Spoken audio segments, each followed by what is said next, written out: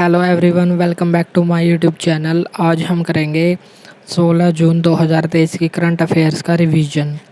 First question है, green apple award हाल ही में किसे दिया गया?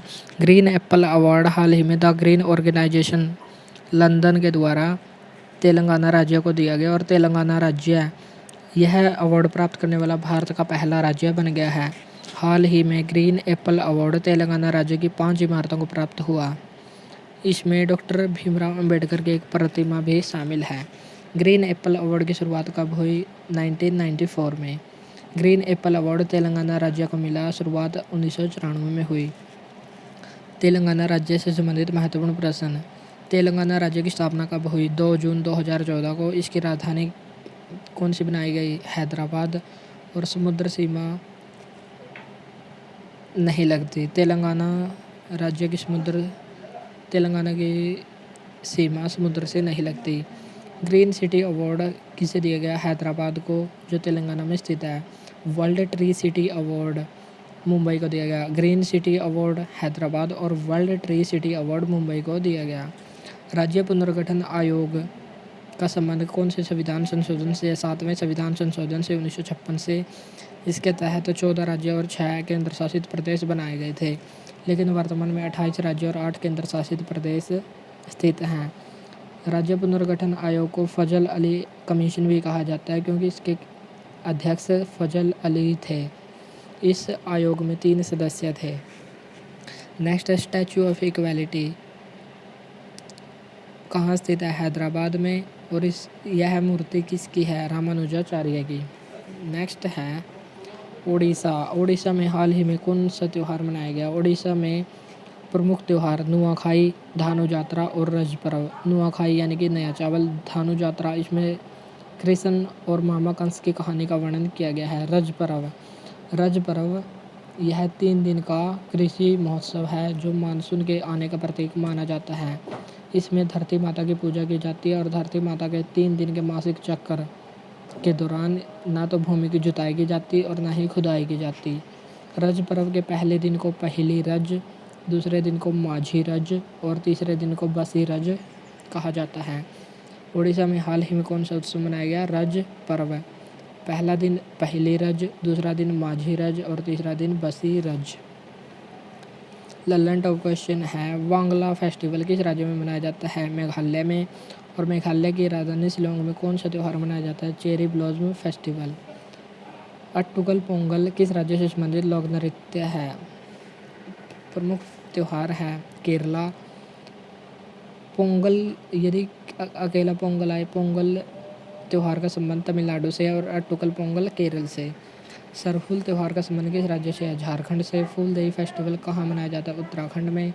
काला घोड़ा कला महोत्सव कहाँ मनाया जाता है? मुंबई, महाराष्ट्र में। सूरजकुंड हस्तशिल्प मेला का आयोजन कहाँ किया जाता है? हरियाणा के फरीदाबाद में। हॉर्नबिल फेस्टिवल, जिसे फेस्टिवल ऑफ फेस्टिवल्स कहा जाता है, इसकी शुरुआत 1 से 10 दिसंबर तक होती है और यह नागालैंड राज्य में मनाया जाता है। बोनालू महोत्सव तेलंगाना राज्य में मनाया जाता है। थाईपुसम, जिसमें जीभ में सुई चुभाई जाती है और पीले रंग के वस्त्र पहने जाते हैं, भगवान मुरुगन के याद में किया जाता है। थाईपुसम त्यौहार तमिलनाडु राज्य से संबंधित है। नेक्स्ट है IIAS, international institute of administrative sciences, यानी कि प्रशासनिक सुधार के लिए इस संस्था का निर्माण किया गया। इस संस्था का निर्माण 1930 में किया गया और इसका मुख्यालय ब्रुसेल्स, बेल्जियम में स्थित है। ब्रुसेल्स, बेल्जियम में नाटो, यूरोपियन यूनियन और international institute of administrative sciences का मुख्यालय स्थित है। हाल ही में इस संस्था ने निर्णय लिया है कि 2025 का वार्षिक सम्मेलन भारत के कोच्चि में आयोजित किया जाएगा और इसकी थीम क्या होगी? नेक्स्ट जनरेशन एडमिनिस्ट्रेटिव रिफॉर्म्स, यानी कि प्रशासनिक सुधार, अगली पीढ़ी का प्रशासनिक सुधार इसकी थीम है। सिविल सेवा का जनक भारत में किसे माना जाता है? कॉर्नवालिस को। खेलो इंडिया यूथ गेम्स के 5वें संस्करण का आयोजन कहाँ हुआ? मध्य प्रदेश में। और पदक तालिका में पहले स्थान पर महाराष्ट्र, दूसरे स्थान पर हरियाणा और तीसरे स्थान पर मध्य प्रदेश रहा। AIS, ऑल इंडिया सर्विस, यानी कि अखिल भारतीय सेवाओं का वर्णन संविधान के किस अनुच्छेद में है? 312 अनुच्छेद में और यूपीएससी संघ लोक सेवा आयोग का वर्णन संविधान के किस अनुच्छेद में 315 में। सिविल सेवा का जनक लॉर्ड कॉर्नवालिस को माना जाता है और सिविल सेवा दिवस प्रत्येक वर्ष मनाया जाता है 21 अप्रैल को। एससीओ संघाई सहयोग संगठन का 2023 का अध्यक्ष कौन बना है? इंडिया। और इसका मुख्यालय चीन की राजधानी बीजिंग में स्थित है। ब्रिक्स 2023 सम्मेलन कौन से नंबर का है? 15वें नंबर का। और इसकी अध्यक्षता कौन करेगा? South Africa. 2021 में 13वां अधिवेशन इंडिया में हुआ और 2022 में 14वां शिखर सम्मेलन चाइना में हुआ। G20 2023 G20 2022 का आयोजन इंडोनेशिया के बाली में हुआ जो 17वें नंबर का था और 2023 में 18वें नंबर का G20 सम्मेलन भारत में होगा और इसकी थीम वसुधैव कुटुंबकम होगी। COP 27 का आयोजन कहाँ हुआ? शर्म अल शेख मिस्र में। और COP 28 का आयोजन कहाँ होगा? UAE संयुक्त अरब अमीरात में। क्वाड 2023 का आयोजन कहाँ हुआ? क्वाड की बैठक 2023 में हिरोशिमा के जापान में हुई और इसमें 4 देश हैं, जापान, ऑस्ट्रेलिया, अमेरिका और इंडिया। और इन 4 क्वाड देशों की एक अभ्यास होता है जिसे कहा जाता है मालाबार अभ्यास। नेक्स्ट है Henry private wealth migration report. हाल ही में हेनली नामक संस्था द्वारा Henley private wealth migration report जारी की गई है। इसमें बताया गया कि मिलियनेयर यानी कि करोड़पति कहां से जाने वाले हैं और कहां पर जाएंगे और इसका ओवरव्यू दिया गया है। इसमें बताया गया कि आउटफ्लो यानी कि कहां से जाने वाले हैं। सबसे ज़्यादा करोड़पति चाइना से जाएंगे, 13,500 करोड़पति चाइना से जाएंगे। और दूसरे नंबर पर है इंडिया, भारत से 6,500 करोड़पति बाहर जाएंगे। और इनफ्लो कहाँ पर जाएंगे? सबसे ज़्यादा करोड़पति ऑस्ट्रेलिया में जाएंगे और दूसरे स्थान पर UAE और थर्ड पर सिंगापुर। भारत और चाइना से करोड़पति जाएंगे और ऑस्ट्रेलिया, UAE और सिंगापुर में जाएंगे। पहले स्थान पर है चाइना और दूसरे स्थान पर है India. World press freedom index 2023 में भारत की रैंक कितनी है? 161वीं। और इसको कौन जारी करता है? Reporters without border. Happiness index में भारत की रैंक कितनी है? 126वीं। और इसको जारी करने वाली संस्था ट्रांसपेरेंसी इंटरनेशनल। भारत की सबसे अधिक संपत्ति वाले मुख्यमंत्री कौन से हैं? आंध्र प्रदेश राज्य के मुख्यमंत्री है जगन मोहन रेड्डी। और सबसे गरीब मुख्यमंत्री कौन है? ममता बनर्जी जो पश्चिम बंगाल से संबंधित हैं। राष्ट्रीय बौद्धिक संपदा सूचकांक में 2023 में भारत की रैंक कितनी है? 42वीं। वैश्विक आतंकवादी सूचकांक 2023 के तहत भारत की रैंक कितनी है? 13वीं। ग्लोबल फायर पावर इंडेक्स में भारत की रैंक कितनी है? 4थी। इंडिया जस्टिस रिपोर्ट 2022 के तहत पहला स्थान किसका है? कर्नाटक का। और लास्ट अंतिम स्थान किसका है? उत्तर प्रदेश का। चुनावी लोकतंत्र सूचकांक 2023 के अंतर्गत भारत की रैंक कितनी है? 108। जल निकायों की पहली जनगणना कब हुई? इसमें सर्वाधिक जल निकायों वाला राज्य कौन बना है? पश्चिम बंगाल। टाइगर सेंसस यानी कि टाइगर की जनसंख्या 2022 में 2,967 थी और अब 200 टाइगरों की बढ़ोतरी के साथ 3,167 हो गई है। नेक्स्ट क्वेश्चन है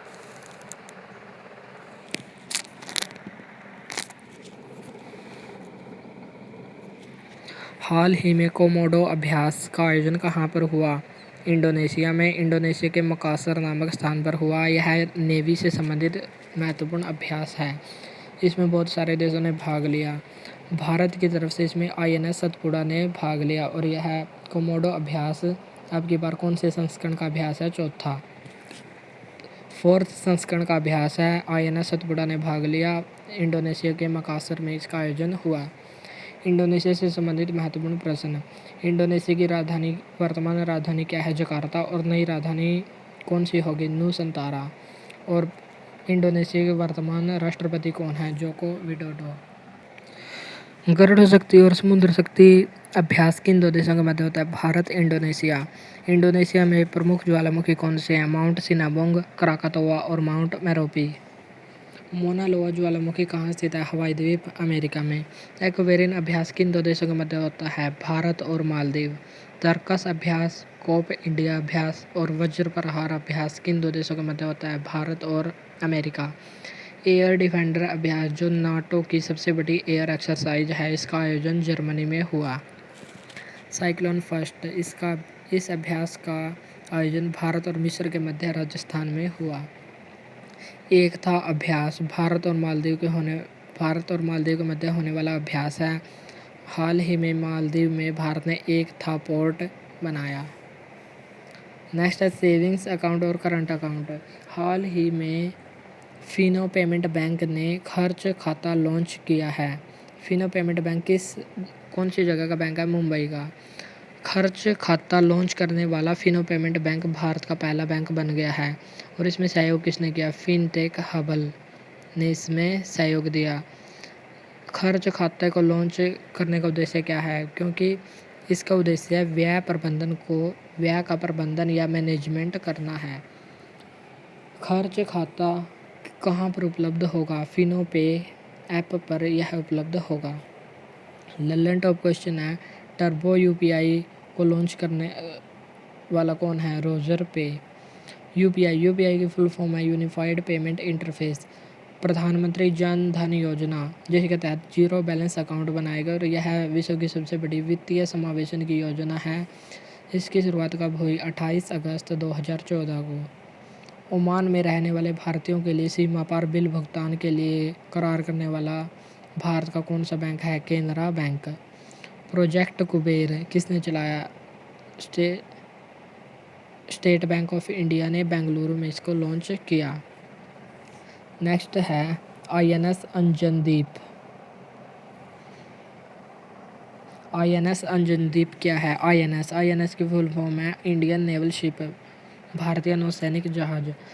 हाल ही में INS अंजदीप को कुट्टुपल्ली, चेन्नई से लॉन्च किया गया है और इसका निर्माण garden rich shipyard limited, Kolkata में हुआ।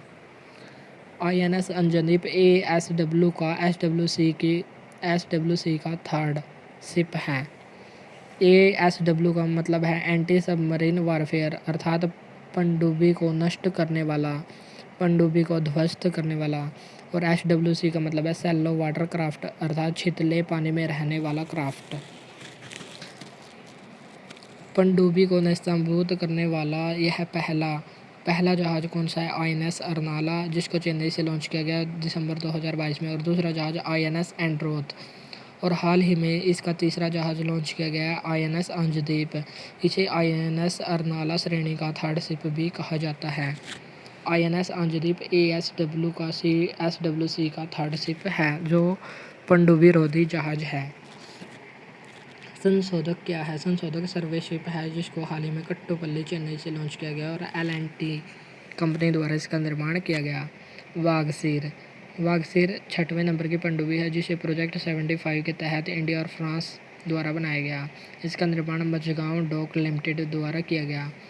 प्रमुख 6 पनडुब्बी हैं। पहली है INS कलवरी, दूसरी खांडेरी, तीसरी करंज, चौथी वेला, पांचवी वागीर और छठी वागसीर, जिसको हाल ही में लॉन्च किया गया है। ऑपरेशन कावेरी किस देश के लिए चलाया गया? सूडान के लिए। और इसमें भारत की तरफ से किस जहाज ने भाग लिया? INS सुमेधा ने। INS विक्रांत क्या है? INS विक्रांत भारत का पहला स्वदेशी विमान वाहक पोत है, जिसे 2 सितंबर 2022 को कोच्चि से लॉन्च किया गया। INS वरुणास्त्र क्या है? यह हैवी वेट टॉर्पीडो है। टॉर्पीडो का मतलब है पानी के अंदर मिसाइल को लॉन्च करने वाला। INS अरनाला पनडुब्बी रोधी जहाज है, जो चेन्नई से लॉन्च किया गया था। नेक्स्ट है हरियाणा सरकार। हाल ही में हरियाणा सरकार ने पद्म पुरस्कार विजेताओं के लिए एक पेंशन की शुरुआत की है, जिसके तहत उनको हर महीने 10,000 रुपये पेंशन दी जाएगी। पद्म पुरस्कार विजेताओं को हर माह 10,000 रुपये पेंशन दी जाएगी और वोल्वो बस में फ्री सेवा भी दी जाएगी। नेक्स्ट है कर्नाटक। हरियाणा सरकार ने पद्म पुरस्कार विजेताओं के लिए 10,000 रुपये मासिक पेंशन की शुरुआत की। कर्नाटक के मुख्यमंत्री सिद्धारमैया ने हाल ही में महिलाओं के लिए फ्री बस सेवा शक्ति योजना की शुरुआत की है। हरियाणा से संबंधित महत्वपूर्ण योजनाएं: चिराग योजना, ई अधिगम योजना, दयालु योजना। हरियाणा सरकार।